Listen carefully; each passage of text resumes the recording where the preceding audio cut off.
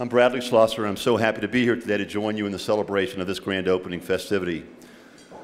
When I received a phone call from Rabbi Mendel a couple of months ago telling me that the committee chose me to host this special occasion, I instantly had two thoughts.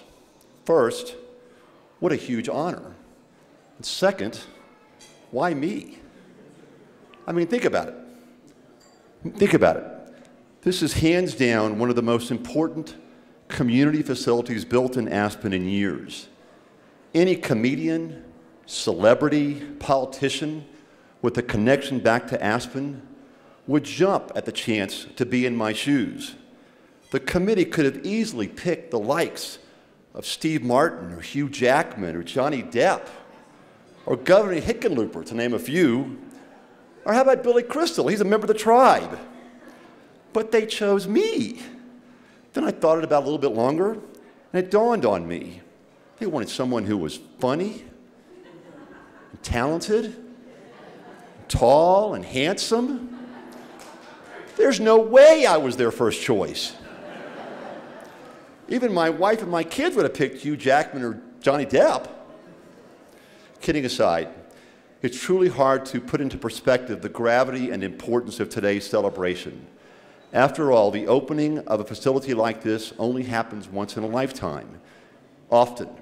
In fact, it has now been confirmed that today is the opening of the first new ground-up community center that has ever been built between West Denver, Colorado and Salt Lake City, Utah. Not too shabby for a town the size of Aspen, Colorado. Frankly, there have been so many people, many in this audience, that have become intimately involved, played critical roles, and deserve enormous credit for helping make this dream become a reality. To all of you, we sincerely appreciate each and every one's devoted and selfless commitment to helping see this project through. But let's be honest, were it not for the unending, tireless, and unconditional commitment made over the past 10+ years by Rabbi Mendel and Leba Mintz and their family, we would still be wandering for a better and more inspiring, inspirational experience here in Aspen.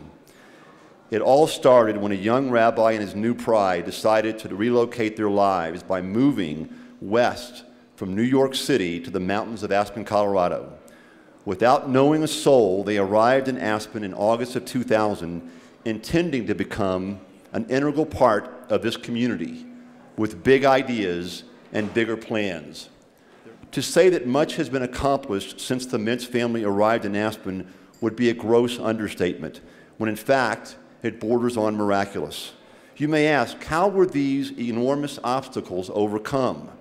Merely referring to the message from the rabbi on the JCC website provides insight to the mindset of the Mintzes, and I quote the rabbi, "When we proceed forward with vision and faith, rather than timidly remain standing in one place, when we do not merely dream of better days, but take action to transform those dreams into realities, we open the channels to unprecedented blessings and miracles."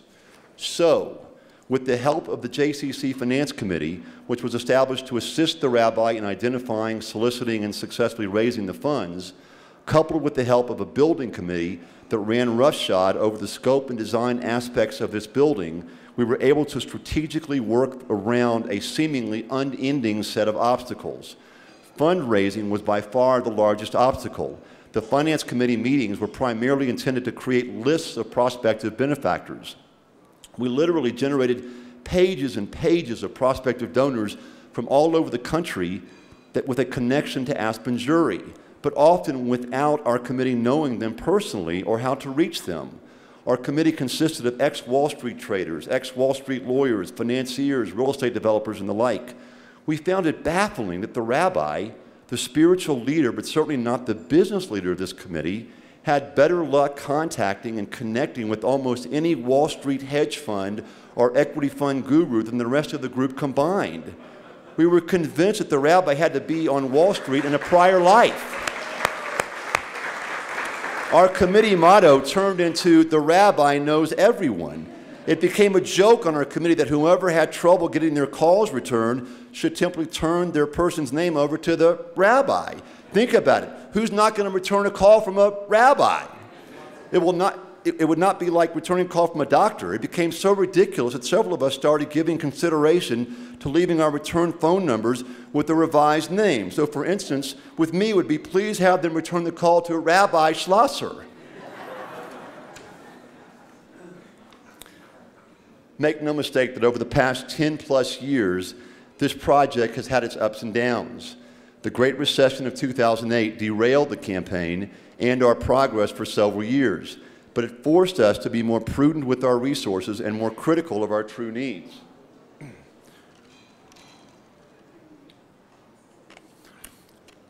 That, in conjunction with the guidance and support of a select group of benefactors and visionaries, helped us get through the tough times.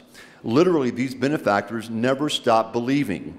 In addition to their financial commitments, which included time and time again their willingness to reopen their wallets, they also offered moral support to the rabbi that flanged up his will, the desire, and the confidence to continue to push when things seem most bleak. Their names appear on the front way of this JCC, and the rabbi will have much more to say about these esteemed benefactors. But to be sure, we would never be here today were it not for their strong feelings and their ongoing support. I would be remiss if I failed to mention several other people who have been extremely involved in this effort and that deserve recognition for their contribution. First, there is the steering committee made up of Rabbi Mendel, Rick Levin, Neil Carbank, and myself. It is this committee that opined on all significant matters regarding the JCC, and that the rabbi deserved believed the input of a thoughtful and small group of leadership. I have thoroughly enjoyed getting to know all three of my colleagues and respect their intuition, their business acumen, their decision-making, and most important, their sole purpose to do good for the JCC. I'd also like to thank our board of directors for their keen attention to detail and for their passionate discussion that they have participated in. The rabbi will refer to each of them individually, but thanks to all 11 members of our JCC board for your unbridled commitment and dedication. Special thanks to our dear friend Melinda Goldrich, who is always willing to be a part of a great cause. She is not only a philanthropist extraordinaire in our small community of Aspen, but she's always so willing to give, not just from her pocketbook, but of her heart and soul, to do any and everything to make sure it's done right. Next, we salute the professionals that kept us out of trouble while helping steer the execution of the building's design and construction. If you like the look, design, and feel of this building, please convey this message to Arthur Chabon. With a litany of input and critiquing along the way from our team, sometimes a tough audience here at the ACC, it probably worked out well that Arthur did not wear his emotions on his sleeves.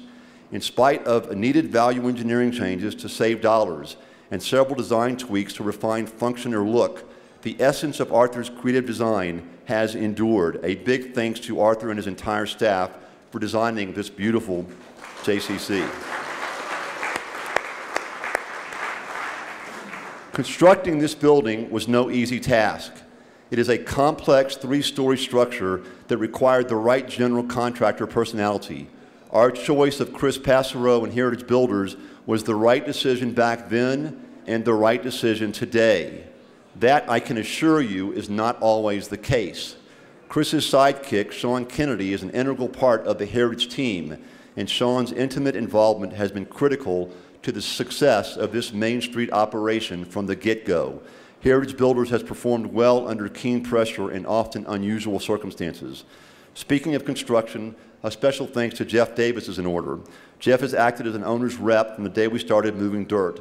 The construction of this JCC was a collaborative effort, often required Jeff's mediation skills. Construction is not a fluid exercise. If there's a chance for something to go wrong in the field, rest assured it probably will. Thanks to Jeff for keeping a cool head and for helping guide us through some of the tense times. Last but certainly not least, we would sure like to acknowledge Scott Gordon and Doug Pete at Alpine Bank. Their early confidence and involvement in our project allowed us to ensure the success of our fundraising effort by making a loan with reasonable terms and conditions. As a result, we were able to deliver on several unexpected pledges that dramatically improved the security of their loan. Many thanks to Scott, Doug, and the entire Alpine team.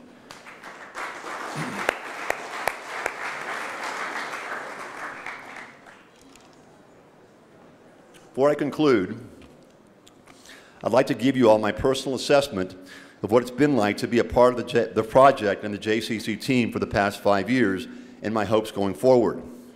Frankly, I need to give the credit to my wife, Kimberly. After all, it was Kimberly that took the initiative, as she so often does, to push our entire family to participate in Hanukkah on Ice in 2009. Had she listened to me, we would have not gone, and as a result, we would not have been introduced to the rabbi in Liba, nor would I have forged my friendship with the rabbi. How ironic it is that I stand here today speaking verbosely about a new JCC facility when a mere 5 years ago I was inclined to not participate in a Hanukkah celebration due to my concern that it may be too religious. What I found is that regardless of the extent of your religious commitment, that there is a place for all of us at this JCC. There are no strings attached here, and there are no preconceived conditions or expectations. The leadership of this facility, starting with the Rabbi, Liba, and their family, are consumed with the idea of service to their membership and to their community in a most endearing, loving, and benevolent way. It is my hope and wish that this new JCC becomes a place where all of us and our entire community feels comfortable and welcome at any time.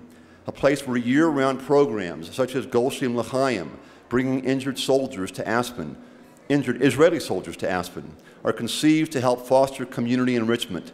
A place where community outreach continues to be an integral part of the mission and objective of our leadership.